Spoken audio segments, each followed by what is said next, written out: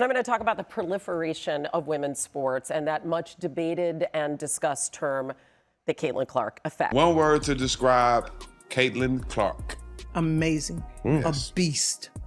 She is the truth. There's nothing wrong with the resentment that you may feel towards what she represents. Caitlyn Clark effect is real.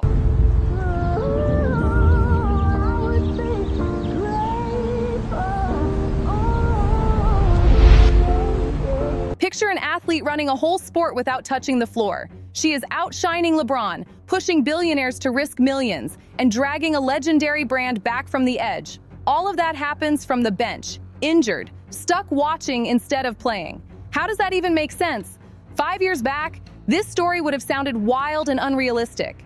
Now it is real life, and what lines up for 2026 is bigger than a stat line or a headline. This is a full-on culture shift, the kind that shakes basketball, women's sports, and the idea of how much weight one athlete can carry. What was the most important sports story of the year? Okay, ladies first, right? So I'm going to talk about the ladies, and I'm going to talk about the proliferation of women's sports and that much debated and discussed term, the Caitlyn Clark effect, which is really an umbrella term for everything that happened in sports because it was so much more far-reaching. People are actually making a financial investment because it's smart, the numbers are there, it makes money. The Caitlyn Clark effect is not hype, it is pressure. Can anyone slow it down? That question is hanging over the entire sports world. This wave is not cooling off, it is still rolling forward. Caitlyn Clark is controlling the conversation.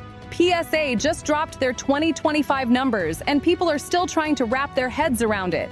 If you are not deep into the hobby, PSA is the company that grades trading cards and basically decides the rules for the collectibles game. When PSA talks, collectors pay attention. Your autographed Superfractor rookie card sold for $78,000. So how does it feel to have a piece of cardboard out there with your signature on it worth so much money? I think it's cool. I mean, I grew up collecting cards with my older brother. I just wanted whatever my older brother had, and I would just take what he had. And like, if he got something good, I'd be pissed, and I'd like go tell my mom about it. I love it. Their yearly rankings are a clean snapshot of who really matters in sports culture. And the 2025 report made one thing very clear. Caitlyn Clark is now the most collected active basketball player on the planet. Pause on that for a second. She did not sneak into the top tier. She did not land somewhere near the top. She cleared the field. She passed LeBron James, the face of basketball for 20 years straight. This is a player with 4 championships, 4 MVP awards, and the all-time scoring record. Clark beat every active NBA player alive. The wild part is how it happened. She pulled this off while stuck on the bench, injured, not playing a single meaningful game, yet still moving the market and the culture at the same time. She could be a billion-dollar athlete. Like, when I see these numbers, I'm like, oh, this is Tiger in the Tour. This isn't even Jordan. This is totally... This is not a lucky run or a short-term spike. This is a real shift in how sports culture moves and who controls attention. And the dominance goes even deeper. PSA released a full geographic breakdown, a state-by-state map showing which active athletes are getting graded the most. Once you click into basketball, the debate is already over. It is straight-up Clark country. State after state, coast to coast, collectors are sending in more Caitlyn Clark cards than anyone else. The visual is unreal. It looks like one of those landslide election maps where a single name covers nearly everything. The numbers do not leave room for doubt. The map tells the story without needing hype. Clark also held 3 of the 10 most graded cards overall in 2025. Not just basketball, but across all sports. Football, baseball, hockey, everything mixed together. She is lining up against Patrick Mahomes, Shohei Ohtani, Connor McDavid, and still coming out on top. That alone is wild, but the timeline makes it even crazier. In 2024, Caitlyn Clark ranked 6th among the most collected basketball players. Solid, respected, but not running the table. 1 year later, in 2025, she jumped straight to number 1 while missing most of the season due to injury. Sit with that for a second. To leap from 6th to 1st while not even being able to play takes a level of pull most athletes never touch. Ryan Hogg, the president of PSA, spoke directly on it. He said this kind of momentum is only seen with the most elite athletes. He explained that this is no longer just about basketball. It is about cultural impact that stretches beyond the court. When an athlete can dominate the collectibles world while watching games from the bench, they have crossed into a rare space very few in history ever reach. You reach a level where the sport no longer defines you. You become a cultural figure whose value is not tied to whether you are actively competing. Your name alone moves attention. Your image alone moves money. That is exactly why some of the most powerful people in the world are placing massive bets on what Caitlyn Clark is about to do in 2026. We are talking about millions of dollars from personal fortunes, all circling one major company, Nike. People want to buy Caitlyn Clark things, and they especially want to buy Caitlyn Clark Nike things. Why is Nike continuing to wait so long into her WNBA career when you could have put something out last year and it would have sold out? It doesn't make much sense. To understand why this matters, you have to see how rough things have been for Nike leading into May of 2025. The stock had dropped nearly 60% since 2021. That is not a dip. That is a collapse. This is one of the most recognizable brands on earth. A company that shaped sports culture for generations was losing value fast. Analysts were openly questioning whether Nike had lost its edge. The brand that once dictated trends was suddenly struggling to keep pace with the market. Newer companies that barely existed 10 years ago were eating into Nike's space. Brands like On Running, Hoka, and other fast-moving competitors were making Nike look slow and outdated. The swoosh, once a symbol of dominance, started to feel like a leftover from another era. Investors were nervous. Employees were uneasy. The entire sports apparel industry was watching to see if the giant could actually bounce back. Then came the Caitlyn Clark signature shoe situation, which turned into a clean example of how off-track Nike's decision-making had become. Fans were frustrated. The demand for her shoe in 2025 was obvious. The market was loud about it. Nike had a clear shot to cash in on the most marketable athlete in women's sports, and they let it slide. Instead, Aja Wilson, the WNBA's most dominant statistical force, received a signature shoe first. That choice said a lot, and it only turned the spotlight brighter on what Nike missed with Clark. Now, Aja absolutely deserves respect. She is an elite athlete and a multi-time champion with a resume that speaks for itself. But from a straight market standpoint, people were asking the obvious question. Why was Caitlyn Clark, the biggest draw in women's sports, still waiting?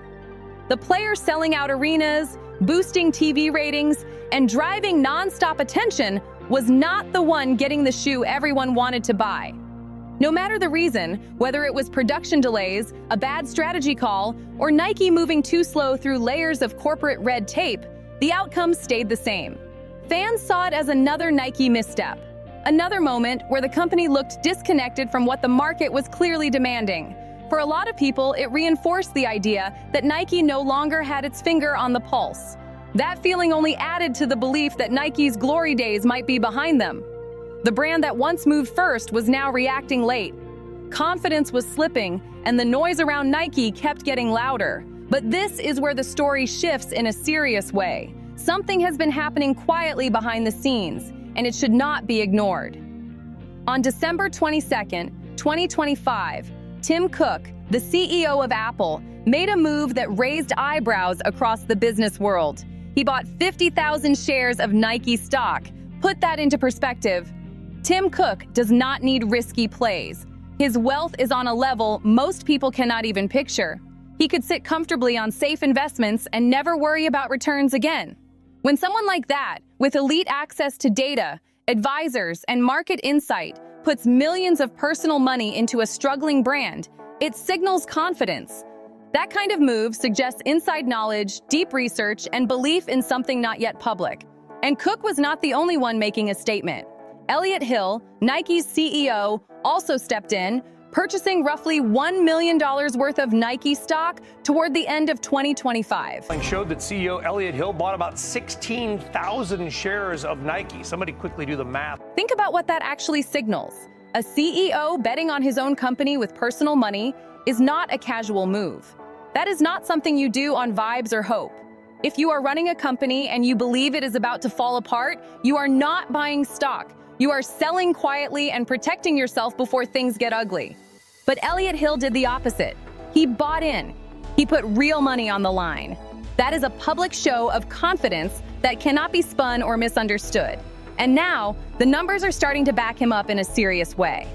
On a recent business call, Hill revealed that Nike's North American business climbed 9%, reaching roughly $63 billion in the most recent fiscal quarter. That is real growth. After years of decline, after endless talk about Nike losing relevance, the rebound is finally showing. The data says the direction is changing, and people are asking why. So what flipped the switch? What sparked this turnaround? What brought the giant back to life? A lot of eyes are pointing to one answer: Caitlyn Clark's signature shoe, Nike's quiet ace in the hole. Then on December 31st, Caitlyn appeared on the New Heights podcast with Travis and Jason Kelsey, two of the loudest voices in sports media right now. The conversation covered everything: her college run, her injury recovery, her mindset moving forward. But tucked inside that interview was one moment that hit different. Something that should have sneaker fans, investors, and basketball heads all leaning in. The hosts asked her directly about her role in designing her shoe. They wanted to know how hands-on she was, how picky she got about the tech, the feel, and what actually went into her signature model. That question opened the door to something much bigger. Her answer changed the whole tone of the conversation. She admitted she is extremely picky about what she wears on the court. She talked about loving certain Kobe models, shoes built for feel, balance, and performance that match her standards. Then she dropped a line that instantly caught the attention of the sneaker world.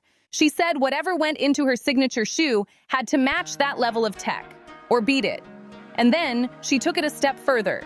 She said it is going to be even better. New technology. Tech that has never been used before. Tech built specifically for her shoe. She did not give details, but she made one thing clear: people are going to be excited. Let that really land. Nike has been making basketball shoes for decades. This is the same company that worked with Michael Jordan, Kobe Bryant, LeBron James, and every major name in the sport. And now they are developing brand new technology just for Caitlyn Clark. This is not a simple rebrand or a color swap on an old model. This is not a surface-level collaboration. This is Nike's innovation team going to work. The same group behind Flyknit, React Foam, and AirTech is building something new from the ground up. That alone says how serious this is. The rollout has already started. Nike dropped a Christmas commercial featuring Caitlyn that introduced the "From Anywhere" tagline. Two simple words that explain everything about her game. She does not need to be near the rim. She does not need perfect spacing. She can pull up from anywhere on the floor at any moment, under any kind of pressure. That is her superpower, and Nike is shaping an entire marketing push around it. This is no longer a soft launch or a trial run. Nike is not testing reactions or playing it safe. They are fully committed. The shoe is coming in 2026. The exact date is still under wraps, but the move is locked in. What matters more is who is backing it. Two of the sharpest CEOs on the planet, men who have built and protected multi-trillion-dollar companies, are risking their own money on this move. That is not luck or hype, that is calculation. Tim Cook and Elliott Hill are not impulsive players. They are data-driven operators with access to market research most people will never see. When both of them make the same bet, at the same time, on the same athlete, it signals confidence on a different level. They are betting big on Caitlyn Clark and Nike in 2026, and that alone speaks volumes. Caitlyn Clark has already become appointment TV. Now picture what happens when she actually steps back onto the court. That is when everything changes. And I mean, she's the truth, and she was a rookie, right? Yeah. Knock down the three-pointer, get to the rim. She can get to the free throw line. She's crafty. Yeah, very crafty. Crafty. So sometimes she look like she's coming off for a three-point shot, and she backdoors you for a layup. She gets her teammates involved. She can pass. She can shoot. Man, she is a complete basketball player. That is when Gainbridge Fieldhouse goes nuclear, and every leftover narrative trying to explain WNBA momentum without mentioning her starts falling apart. We already got a preview of this in May of 2025, and it laid the blueprint for what is coming next. After 6 months away, Caitlyn suited up for a preseason exhibition against the Brazilian national team. Not a playoff game, not a regular season matchup, just a tune-up scrimmage, the kind of event that usually pulls a few hundred fans on a good day. Instead, Carver Hawkeye Arena sold out in minutes. The demand was so loud that ESPN, a network that carefully chooses what deserves national airtime, decided to broadcast it. Keep in mind, this was a preseason exhibition against a little-known international team. Still, 1.3 million people tuned in. Put that next to the 2025 WNBA Finals, which averaged about 1.5 million viewers. A meaningless preseason game featuring Caitlyn Clark nearly matched the viewership of the league's championship series. And here's the detail that makes it even wilder. Those finals numbers were calculated using Nielsen's updated rating system, which counts far more devices and streaming platforms than ever before. Even with that advantage, the gap was barely there. That is the level of pull she has before the real games even begin. Those viewership numbers are already boosted compared to games earlier in the 2025 season, and especially when you stack them against previous years. So when you compare things evenly, a Caitlyn Clark preseason game likely pulled more eyes than the WNBA Finals. Let that sit for a second. The biggest games of the year, with the league's top teams fighting for a title, could not match the interest of watching Caitlyn shake off rust against a team most Americans had never followed. That is not a knock on the other players. It is just the reality of what Caitlyn represents when it comes to attention and cultural pull. She brings a level of interest that operates outside normal league patterns. Now fast forward to 2026. Caitlyn steps back onto the court in brand new shoes, backed by the full force of Nike's marketing machine. Add a full off-season of non-stop build-up, wall-to-wall coverage, and every major sports outlet tracking her return, the viewership ceiling gets blown wide open. This is where those expanded Nielsen ratings finally work in women's basketball's favor instead of hiding decline. Her first game of the 2025 season against the Chicago Sky pulled 2.7 million viewers, and that was measured using the old rating system. Now layer in the new methodology, the Nike shoe launch, and the storyline of a superstar returning from injury, turning into a full cultural moment. Here's the call. Hold this number. Her return game clears 5 million viewers. Say over or under, but that is the line.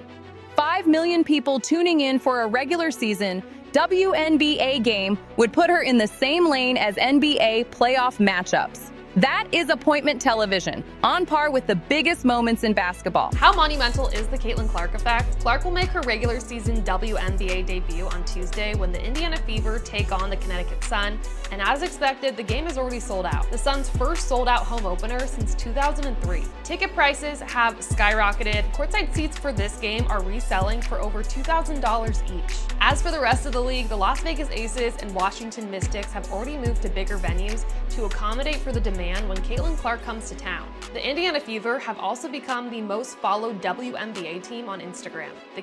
Here is why the projection holds up even under pressure. The new media rights setup changes everything.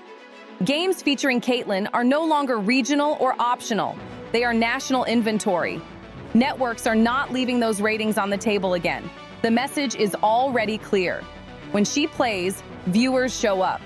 Matchups do not matter. Timing does not matter. Weeknight, weekend, competing events, none of it scares broadcasters anymore. Her presence guarantees attention.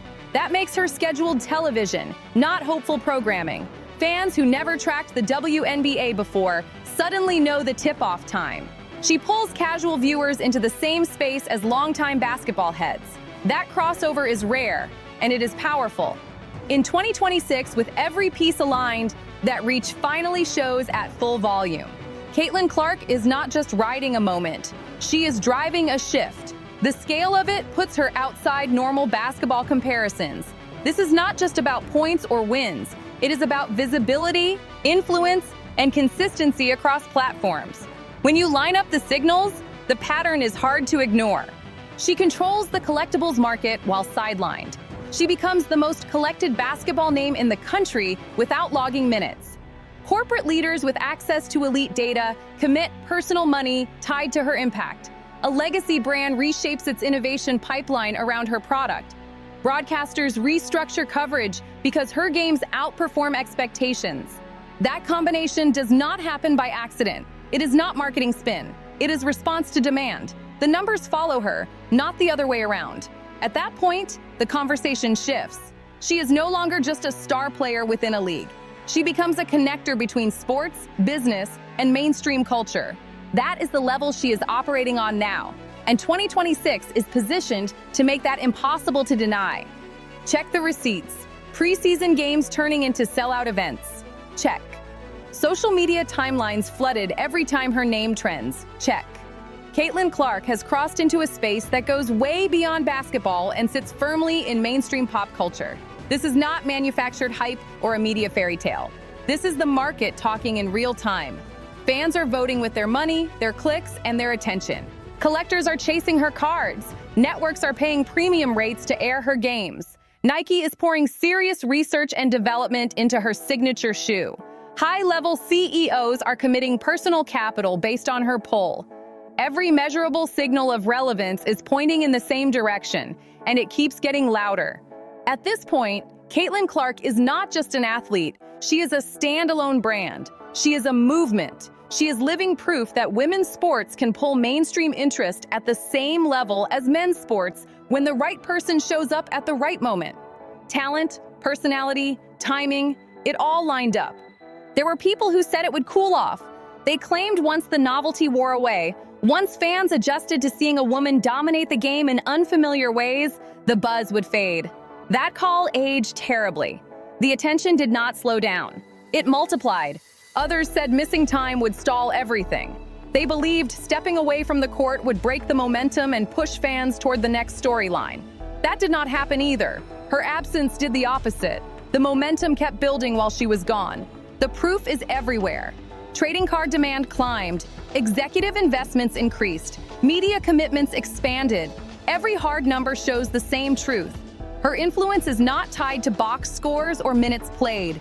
Her name alone moves markets. Her return instantly becomes an event. Brand partnerships deliver real returns. Broadcast plans revolve around her schedule. Marketing campaigns orbit her presence. Millions of eyes are already waiting.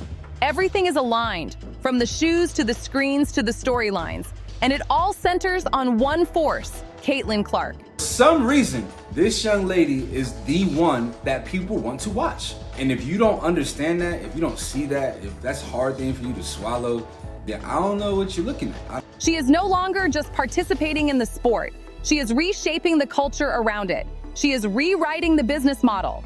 She is showing that women's sports can command the same stage, the same attention, and the same economic power as any male counterpart.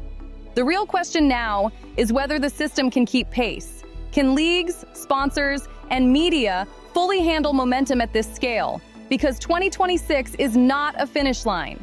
It is an opening chapter, and when Caitlyn Clark steps back onto the court, the world is not just going to watch. It is going to witness something shift in real time. This is where everything comes together. Not rumors, not wishful thinking. Reality. The numbers, the money, the attention, the timing, all of it points in one direction. Caitlyn Clark did not just rise through basketball. She broke through it. She reached a level where leagues adjust, brands reposition, and media follows instead of leads. What we are watching is not a comeback story. It is a power shift. An athlete whose influence does not pause when the game stops. Someone whose absence made the demand louder, not quieter. Caitlyn Clark is out for 2 weeks with a strained quad. Because of her absence, ticket sales are down 71%, according to SeatGeek. 71% because one person is not playing. That is rare territory. That is cultural weight. By the time she steps back on the floor, the stage will already be built. The cameras will already be locked in. The expectations will already be massive. And the impact will stretch far beyond a box score or a win column. This is business, culture, and sport colliding in real time. The truth is simple. This moment did not come out of nowhere. It was building while people argued, doubted, and looked the other way. Now it is impossible to ignore. And if you want to stay ahead of what comes next, not after it breaks, not after it trends, but before the rest of the world catches up, that is where Courtside Leaks comes in. No fluff, no recycled takes, just the real signals, the real moves, and the real stories shaping the game. Because the next chapter is already in motion, and the ones paying attention now are the ones who will understand it first.